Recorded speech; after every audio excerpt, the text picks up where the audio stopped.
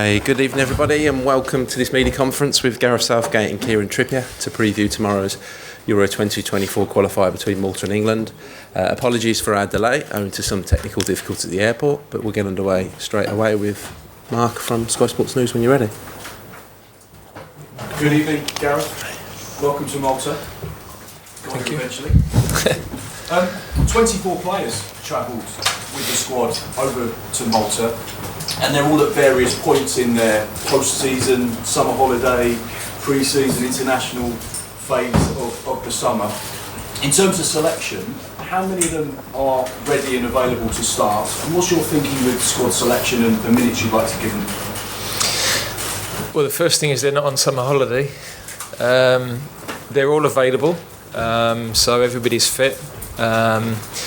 We've obviously got a lot of considerations, particularly the boys that arrived later. They've not done the majority of the week's training, and coming off the back of a massive emotional high, of course, with the game at the weekend. So it's always complicated, the decisions you have to make. There's never a straightforward week when you're talking about international football. But the team have trained really well. The players that have been with us all week, especially, the focus has been excellent. We're looking forward to the game now. Obviously, personally for you, you'll have fond memories of playing against Malta because it was where it all began for you back in 2016. How do you get the mindset of the players together to focus on two really important qualifying games now, because 6 points could effectively mean qualification for the Euros?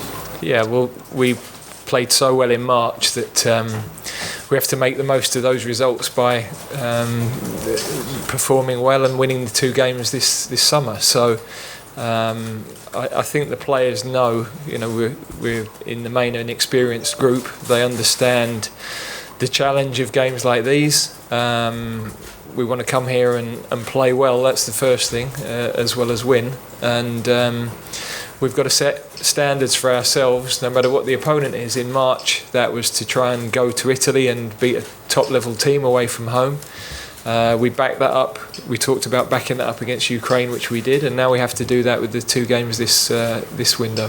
One player that's not here today, Jude Bellingham, but has been at St George's Park this week, has obviously been unveiled as a new Real Madrid Galactico today.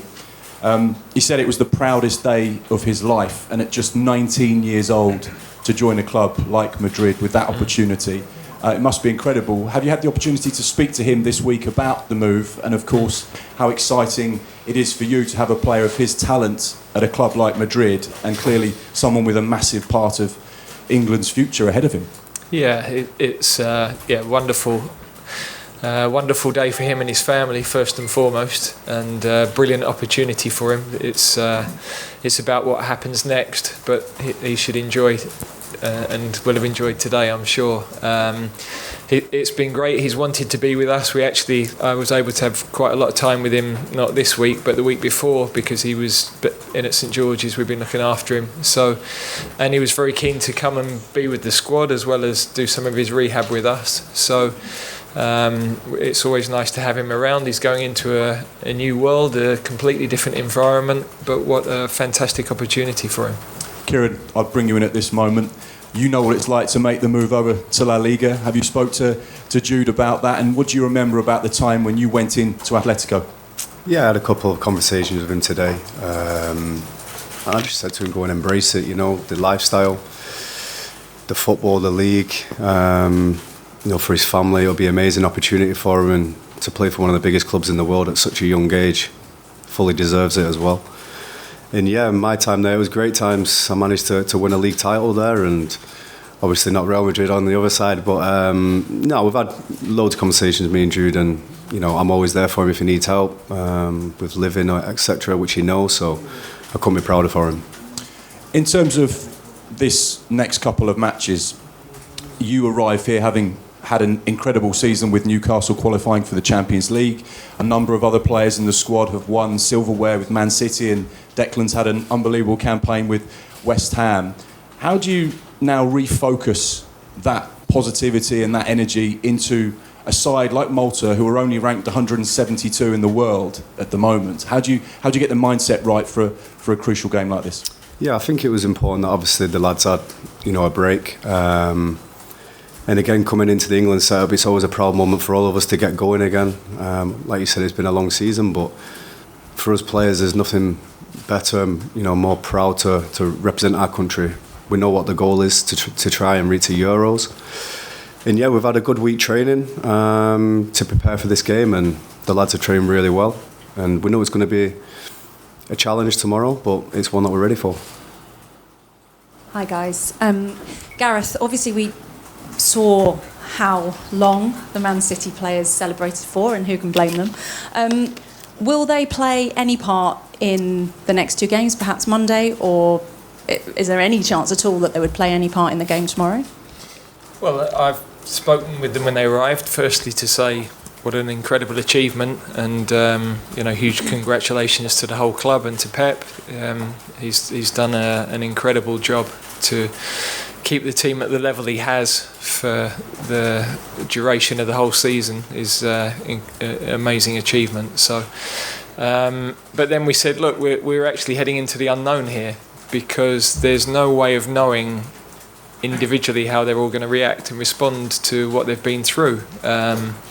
As I said, huge emotion, celebration, the need to get back into training, back in with the group. So we're just going to have to take that bit by bit and see how they all are. They're all available for tomorrow, but I've got to decide whether that's a good decision. And we've also got strength in depth in a lot of those positions as well. When you're an international manager and you know you've got quite an important game coming up on the Friday, and you're still seeing the likes of Jack Grealish really enjoying himself on a Monday, what's going through your mind? Are you happy for him, or are you thinking, please stop drinking now? Well, I'm always monitoring everything the players do, wherever they are, at whatever stage of the season. We're used to dealing with this Champions League scenario. It was probably even more complicated for us when Tottenham played Liverpool game Kieran was involved in, because we were then into that semi-final of the Nations League about 3 days later. So, we've had several difficult situations with that. But we know how to deal with it. We're used to dealing with it. We know our players inside out, and our focus is on the team now. I've said to the players, I now have to push them. They might not want to be pushed at this stage. That's also individually, we'll find out where they are as we go through the week. But that's my job. I've got to push the players now to get the results we need. And as we said to the wider group at the start, the responsibility lies with them, really. It's initially, this part of the week especially. They've got to drive the team and get the performance we want. Kieran, I'm sure you want to be with England, of course, but do you need this international window like a hole in the head? Are you guys not just absolutely shattered right now? No, of course, it's been a long season, especially for the players in the Champions League and stuff, but it's always, like I said before, it's always an honour to represent England. Of course, it's in June, everyone else is on holiday, but for me personally, it's an opportunity to reach a Euros, So I've said many times, for me personally, I know I can speak on behalf of all the lads as well, it's, representing England, there's no bigger honour. So yeah, we've got 2 games, and yeah, we know our goal, and it starts tomorrow again. Just a couple more questions from me. Kieran, you're in a unique position to understand to an extent how Ivan Toney feels at the moment. We've heard from him in the last few days. Do you think football needs to get a handle on its relationship with gambling companies? It's with my situation, that's in the past. I've moved on. I'm there for Ivan. He knows that for support, but for me, it's something that I don't really want to go into.